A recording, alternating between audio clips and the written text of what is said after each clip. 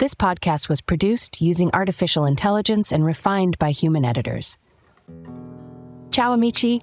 Welcome aboard Travel with Lara and Luca, where today's journey is going to be nothing short of mesmerizing. Are you ready for a grand tour of the one, the only, Venice, Italy?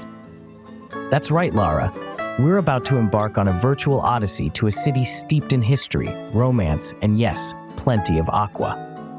Get your imaginary gondola ready, friends. We're floating into the enchanting world of Venezia. Ah, Venice. Where else in the world can you step out of your hotel and right into a boat? It's like living in a postcard, one where the buildings have been gently soaked in watercolors and the streets are made of waves. It's the city where you need a map to get around, but getting lost is actually part of the fun. Trust me, I've tried it. The map, not the fun. Ended up discovering a little piazza where I had the best gelato known to humanity. And I thought gelato was just an icebreaker for the many stories we're about to share. See what I did there? Puns aside, Lara, Venice is also a marvel for the taste buds. From the Cicchetti of quaint Baccari to the swirls of creamy pasta, dining here is less about refueling and more about savoring life one bite at a time. Ooh, are we talking food already? Because my stomach just did a somersault at the thought of all those Venetian delicacies. Trust us, folks, we're going to guide you to the most mouth-watering spots Venice has to offer. But let's not forget, we're here to talk about more than just gastronomy. Venice is a treasure chest of stories, from the legendary Piazza San Marco to the hidden gardens where time stands still amidst the foliage.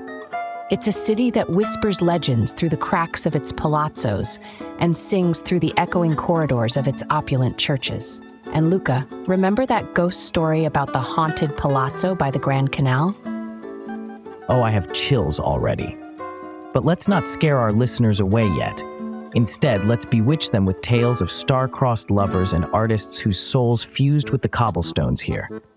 Speaking of souls mingling, Venice isn't just the city center itself. We have a whole lineup of captivating side excursions. The vibrant islands like Murano and Burano, each providing a palette of experiences and colors that's a feast for the senses. Ah, the islands! They paint a broader stroke on the canvas that is Venice. One minute you're navigating through medieval byways, next you're watching the world's finest glassblowers conjure magic from fire and sand. And can we take a moment to appreciate the sunsets of Venice? Whether it's silhouetting the Doge's palace or turning the Lagoon into a canvas of fiery hues, every sunset is a live art show. It's the kind of place where you don't just take a photograph, you create a memory that stays with you, that warms you like Italian sunshine in the depth of winter. And yet, for all its sun, Venice is also a city famously and romantically associated with rain and, of course, the infamous acqua alta, the high water that makes the city even more, let's say, interesting to navigate. Nothing quite like waking up to find St. Mark's Square gently submerged, and suddenly the term waterfront property takes on a whole new meaning. But remember, folks, it's not about the destination, it's about the journey, especially when that journey involves hopping across temporary platforms in your best waterproof boots. And in that journey, you uncover hidden adventures. The trattoria with a secret recipe passed down through generations. The paper shop that smells like history. The quiet courtyards that echo with the laughter of the past. It's our job, dear wanderers, to take your hand and lead you through this patchwork of mystery and history, one anecdote at a time. So grab a spritz, your sense of wonder, and maybe a paddle, just in case. Together, we'll trace the narrative threads that make up the grand tapestry of Venice. Each tale, each fact, each side street, and every bite of tiramisu is a piece of the Venetian puzzle, waiting to be connected. So pull up a virtual chair, imagine the sound of the gondolier's song serenading the canal, and let us be your guides. From Venice with love, here's to old friends, new memories, and stories that sparkle like the city on the sea. Friends, get ready for a grand tour, Venetian style, only on Travel with Lara and Luca.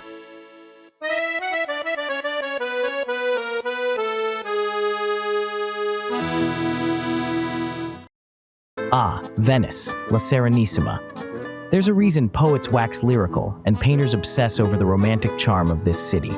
And at the heart of it all, the undeniable jewel in Venice's ornate crown, Piazza San Marco. Friends, welcome back to our first chapter here on Travel with Lara and Luca. And what a chapter to begin with. Piazza San Marco isn't just a square.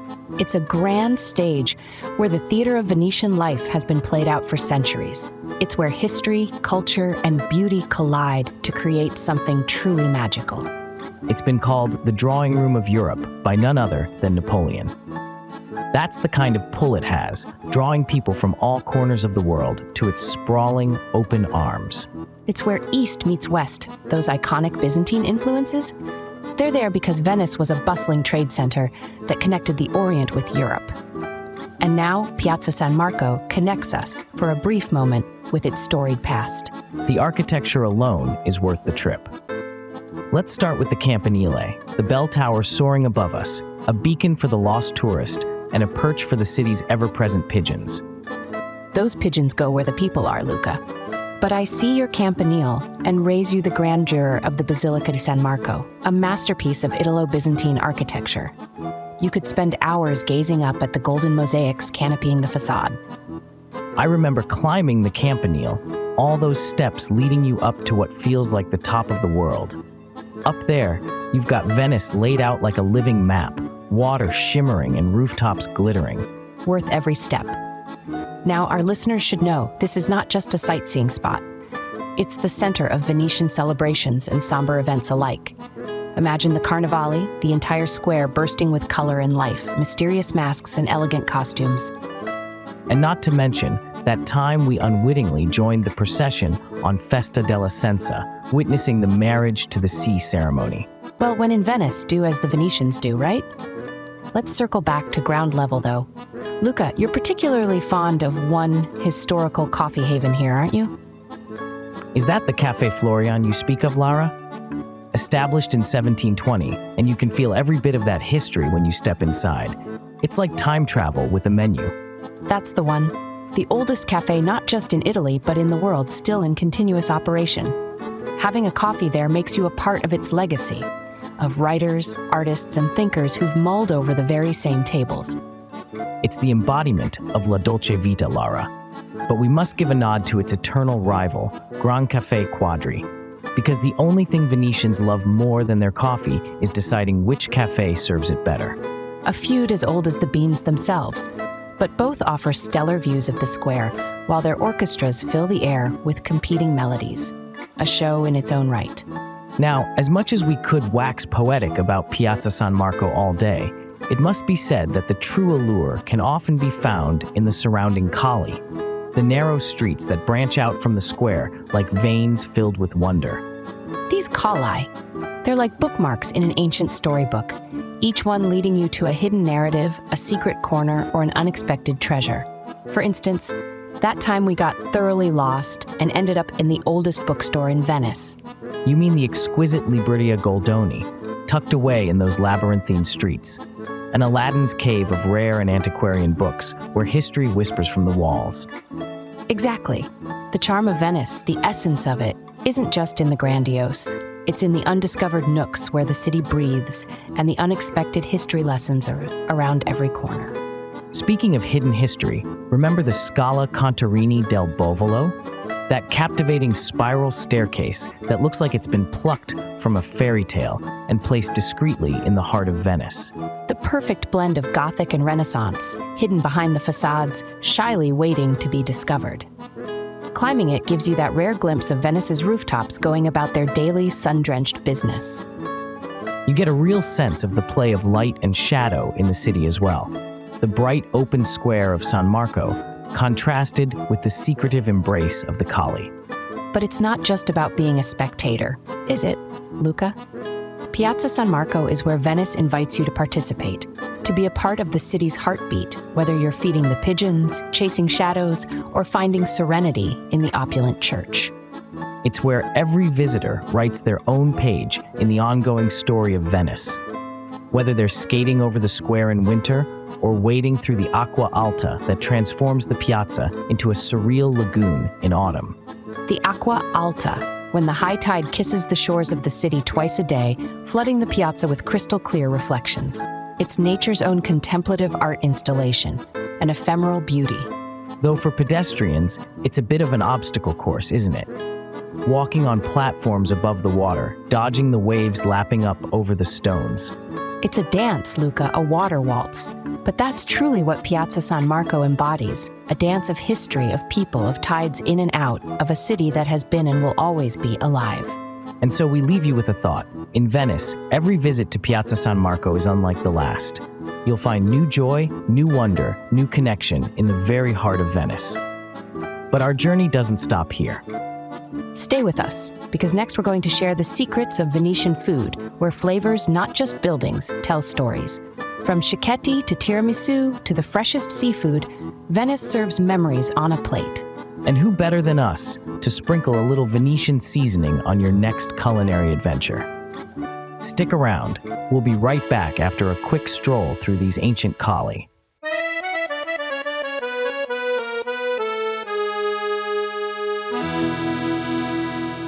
And we're back, flavor seekers.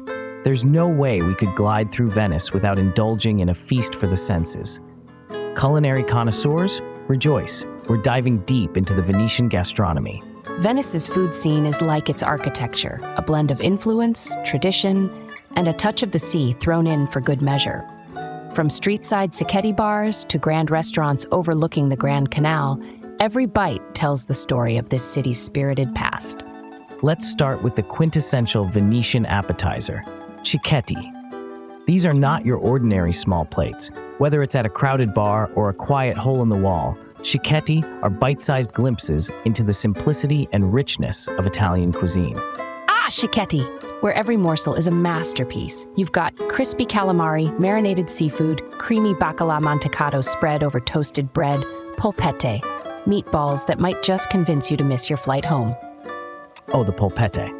Remember that culinary odyssey when we hopped from Barro to Baccaro, comparing notes on who made the juiciest, most succulent meatball in all Venice? I do, and I still dream about the polpette from Cadoro alla Vedova, crispy on the outside, tender on the inside. Folks, add it to your Venetian bucket list. And then there's the sardi and sour.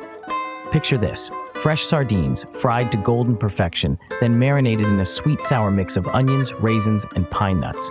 Every bite is like sailing through Venice's spice trading history. A centuries-old dish that encapsulates the mingling of flavors across continents. It's these tastes that have meandered down the Silk Route right into the heart of Venetian kitchen. But let's shift gears to an earth-shattering, life-affirming topic: pasta. Oh, the pasta. Bigolian salsa, anyone?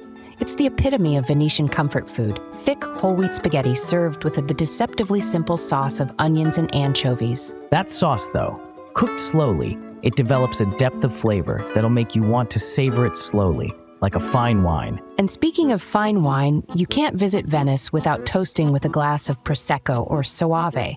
But our true love might just be the spritz, Venice's answer to happy hour. Happy hour, or hours, with a view over the waterways, sipping on that sweet concoction of Aperol, Prosecco, and a splash of sparkling water. It's the golden hour in a glass. You forgot the slice of orange that makes it count as a serving of fruit, Luca. Essential vitamins while you imbibe. Venice does think of everything.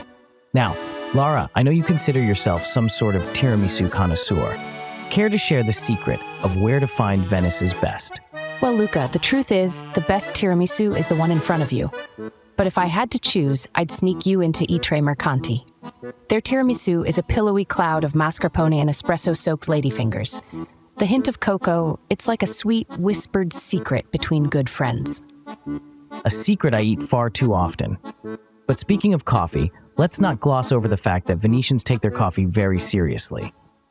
No day in Venice begins without un caffè.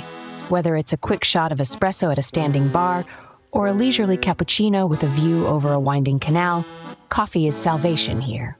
And a significant social ritual. It's the Italian social network, grabbing a coffee and exchanging news, or even better, hearing the latest gossip.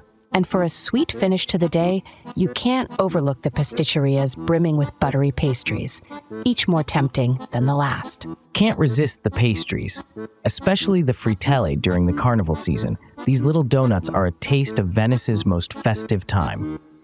Filled with cream, chocolate, or zabaione, They're an excuse to celebrate whenever you have them in hand.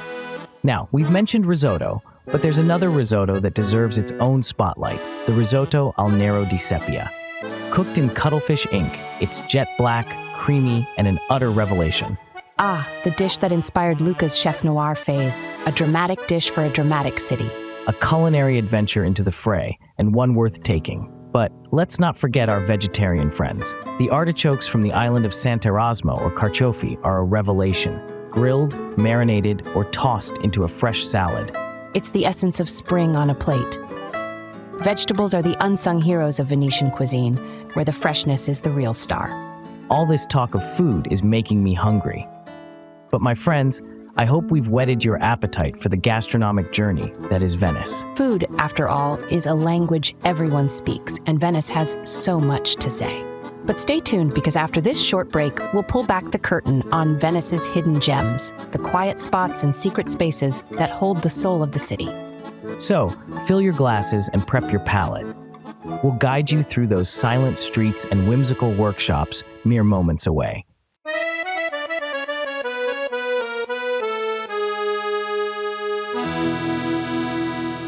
Welcome back, dear explorers. If Venice is a masked ball, then its hidden gems are the whispers behind the masks. We've sauntered along the main canals, gazed at the well-known sights, and indulged in Cicchetti and spritz. But now, let's uncover the secrets this city guards so jealously. Think of Venice, and you picture gondolas, the Rialto, the bustle of St. Mark's. But venture a little further, and you step into another world. Here the pace slows, the crowds thin, and the real Venice, serene, mysterious, and full of wonder, begins to reveal itself. Picture this. You walk just a few minutes away from the Rialto's hubbub and find yourself in Campo San Giacomo dal Orio. It's an open space that feels like the heart of a small village, where kids kick soccer balls and locals linger over coffee at a cafe under the shade of ancient trees. A true vignette of daily Venetian life. And oh, let's not forget the unsung sestieri like Cannaregio. These working-class neighborhoods are a canvas stretched across the remnants of history and the liveliness of today's Venice. Cannaregio is where you discover the Jewish ghetto, the oldest in the world. Here in this secluded quarter, you find poignant history, but also artisanal shops, quiet synagogues, and you hear the heartbeat of a resilient community. The peace found in its secluded campos and fondamentas is a treasure. It's a quarter that carves a story of perseverance and heritage into the character of Venice. And speaking of carving, remember that tiny workshop we stumbled upon there? Ah, yes, a maestro carving wood into intricate shapes, the smell of sawdust in the air, the warm smile as he welcomes you to witness his craft. It's moments like these, unexpected and authentic, that turn a trip into a tale. The magic isn't just found in the grandiose, it's in the craftsman's hand, the cobbler's smile, the quiet canal where a single boat waits, like it's just for you. From the resonant ring of the church bells to the soft murmur of daily life, Castello, another overlooked sestiere, offers a different piece of that Venetian puzzle. It's where laundry billows from lines strung above your head in a maze of living postcards. Dorsoduro, my friends, is where the artists dwell. Think of gazing over the Zattere as the sunset paints the sky, wandering into undiscovered galleries and finding that one painting that speaks to you as loudly as any masterpiece in the Gallery dell'Accademia there. And for a literal taste of hidden Venice, we can't skip the quiet culinary havens. Modest trattorias where the day's catch dictates the menu, eateries where knowing Italians nod to you over mouth-watering plates of spaghetti alla vongole. Wandering into such a place, you're not just a customer, you're a guest. There's an intimacy to a local osteria that the Grand Ristorantes just can't replicate. And Luca, might you dare tell our listeners about your fated rowing lesson in the less-traveled canals of Venice? Ah, the Voga alla Veneta. There I was, trying to master the art of rowing standing up, as Venetian gondoliers do so effortlessly. Let's just say my performance was less graceful, more aquatic comedy. Well, luckily for you, the subtler canals of Venice are forgiving to beginners. It's on these less-traveled waters you catch a glimpse of true skill away from the crowded routes. And it's a skill I did not master. But my dignity took less of a hit in the quaint garden paradises tucked behind high walls. Did you know many Venetian palazzos conceal lush gardens, little Edens away from the stone and water? The Orto di Venezia on Sant'Erasmo, for example, is an agricultural island nicknamed Venice's vegetable garden. But even within the city, you find green sanctuaries that feel miles away from the masonry. Venice teaches you to look beyond the imposing facades to the verdant courtyards, beyond the crowded vaporetto stops to the serene corners where you'll find a gondolier practicing, serene and alone. And those silent spaces, the art of marina glassmaking in Murano, the delicate lace of Burano, each craft a whispered promise of the island where it's created. Venice extends this invitation to wander off the common path to explore, and in doing so, to find yourself awash not in the waters of the canals, but in the culture, in the history, in the very essence of this ethereal city. It's the fondamenta without a name that leads you to a view that silences the rush in your mind, the bridge where only the sound of your own footsteps accompanies you, the signs of daily living that connect us with Venice as a home, not just a destination. Venice, our listeners might be beginning to sense, is more than a city on the sea. It's a way of living, of being, of savoring the time that flows as readily as the tide. But keep your heart open, for even in these secluded spaces, you might find something unexpected, like the bookshop where cats nap amongst the tomes, or the mask maker whose family has sculpted faces for centuries. Libreria Acqua Alta, where books become a fortress against the Acqua Alta, the high water, with novels nestled in gondolas and bathtubs, sheltered under the watchful eyes of feline sentinels. Stumble upon the Scuola Grande di San Rocco, which houses Tintoretto's epic masterpieces. It's like discovering a secret society devoted to beauty. Sometimes I think Venice hides these places on purpose, a game of hide and seek that it plays with those who are curious enough to look. But the real secret, dear friends, is that these hidden gems are waiting for you too. They're longing to be found, to be seen and appreciated, to be quietly celebrated in the hush of your awe. So when you venture to Venice, look beyond the gold and the grandeur.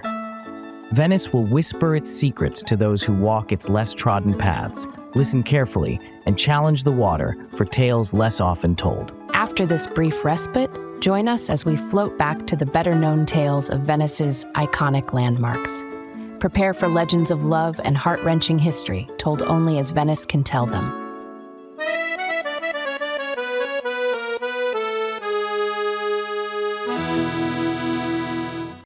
Welcome back to our Venetian voyage. It's time to explore the legendary landmarks that have shaped the silhouette of this enchanting city. These are the icons that you simply cannot miss when you're in Venice. And let's begin with a place that has seen centuries of Venetian power, wealth, and drama. The Doge's Palace, or Palazzo Ducale. With its white limestone and pink marble facade, it's like something straight out of a fairy tale. But Lara, do you remember the peculiar story about the palace's columns? Oh, I know where you're going with this. So, dear listeners, there's this particular column in the palace's colonnade that's a bit different from the others. Legend has it that this column is, let's just say, cursed. The cursed column. Rumor has it that death awaits anyone who dares to circle it 3 times. So if you're feeling daring, you know what to do. But seriously, the Doge's Palace is a treasure trove of art and history. The grandiose rooms, the artwork by Titian and Tintoretto, the history echoing through the walls.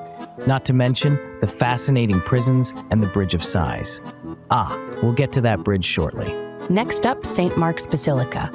Try to visit early in the morning to catch the sunlight hitting the golden mosaics. It's a sight that'll stay with you forever.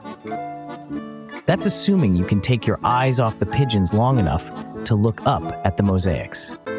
I had a, shall we say, unique experience inside the basilica. A pigeon, perhaps dazzled by the gold, managed to swoop in through the open door and caused quite the flutter.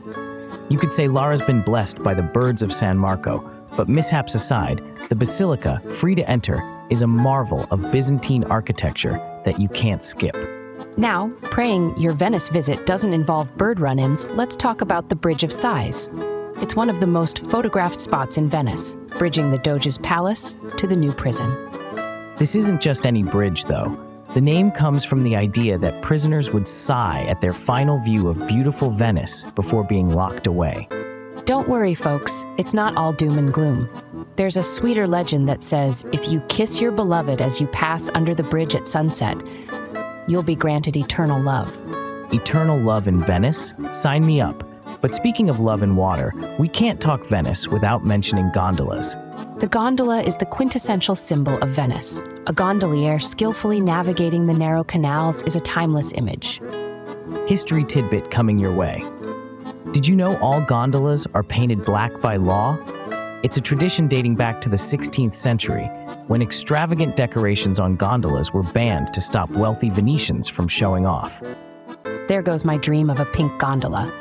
But really, taking a gondola ride is more than just a tourist activity. It's a way to connect with Venice's rich maritime history. Speaking of water, no visit to Venice could be complete without discussing the Grand Canal. This is the main artery of the city, lined with palazzos that tell the tale of Venice's opulence. To fully appreciate it, hop on a vaporetto, which is like a water bus, at sunset. The warm glow on the facades of the palaces is nothing short of enchanting. It's like a living painting. Remember when we caught that elderly couple dancing to a street musician's song right by the canal? Venice has a way of bringing out the romantic in everyone, doesn't it? It sure does. And speaking of romance, or the lack of it, let's not forget about the Rialto Bridge, one of the most famous and oldest bridges spanning the Grand Canal. Love it or hate it, the Rialto is iconic. Packed with tourists, yes, but the view from the top, that majestic curve of the Grand Canal, is spectacular. And if you navigate through the crowds without buying a souvenir, congratulations, you have Venice street smarts. Okay, but let's move on from the bustling center to a more serene spot, the island of San Giorgio Maggiore. Ah, the quietude over there is a stark contrast to Piazza San Marco. The Church of San Giorgio Maggiore, designed by Palladio, with its towering campanile, offers one of the best vistas of Venice. It's a photographer's dream. You get to see the whole of Venice in one frame, the Doge's Palace, the campanile, and the Basilica, all lined up in perfect harmony. Wonders upon wonders, and there's so much more that we could speak about. Venice is a city that you could return to 100 times and still find something new. It's unforgettable. But as we draw this segment to a close, we hope we've piqued your curiosity to not only visit the well-known spots, but also to seek out the stories behind them. So snap your photos at the Rialto, indulge in a gondola ride, sigh at the Bridge of Sighs, but remember, Venice's heart beats in the tales of its history, its people, and the lapping waters that whisper the city's secrets. Coming up, we'll take you on a journey beyond Venice to its charming surrounding islands. After a quick break, ready your imaginary sea legs for more Venetian adventures.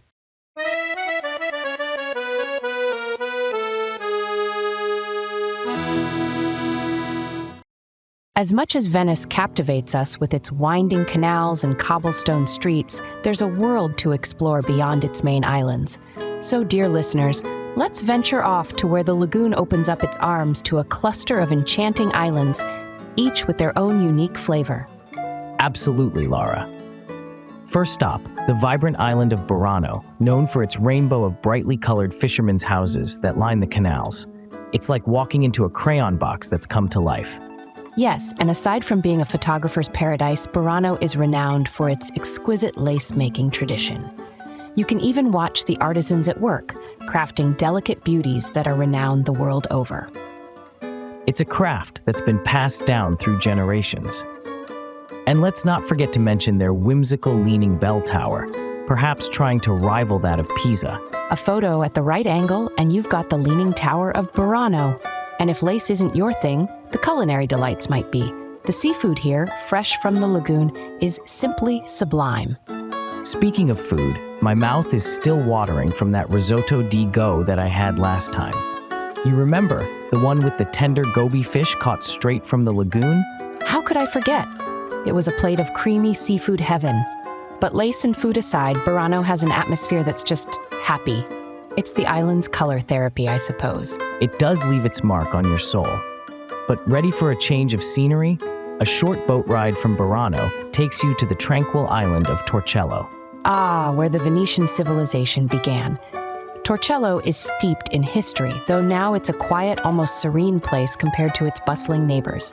Exactly. Think about it. Once a thriving urban center, now a green island with just a handful of residents. The Cathedral of Santa Maria Assunta, with its stunning Byzantine mosaics, is a reminder of the island's former glory. And the Attila's throne, an ancient stone chair where legend has it Attila the Hun once sat, offering a window to the past. There's a haunting beauty to Torcello's solitude. It strikes a contrast that goes beyond sightseeing. It's like touching history, feeling the pulse of time that's passed. And after introspection in Torcello, there's the peaceful island of San Giorgio Maggiore, which we mentioned briefly before, a place for some of the finest views back onto Venice. You've got the majestic San Giorgio Maggiore Church, designed by Andrea Palladio. Take a moment to absorb its Renaissance beauty, or perhaps find a moment of introspection in its tranquil monastery. Climbing the bell tower is a must. The view you're rewarded with is a sweeping tapestry of Venice's splendor stretched out before you, as if the city is posing just for your camera lens. They say that on a clear day, you can see as far as the Alps, though I think you might need binoculars for that. True, and as we talk about views, we can't skip over the Giudecca, which has one of the loveliest promenades, a perfect spot to watch the sun dip behind the silhouette of Venice. Giudecca feels like a microcosm of Venice itself. It's a place where locals go about their day among beautifully restored warehouses and churches. Don't miss out on the Redentor Church, yet another masterpiece by Palladio. It's impressive how each island has its own story, connected by water but distinct in spirit.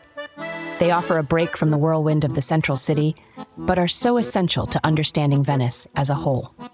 And let's not end our island hop without a mention of Lido, the beach getaway that offers sandy respite from the stone and marble of the urban core. Lido transforms during the Venice Film Festival, becoming this star-studded hub, but otherwise, it's a place to soak in the sun or bike around, enjoying the seaside charm. Each island could be a day trip unto itself, or even just a few lazy hours away from the hubbub. They're so close to Venice, yet they show you a completely different side of lagoon life. And speaking of different sides, that about wraps up our journey today.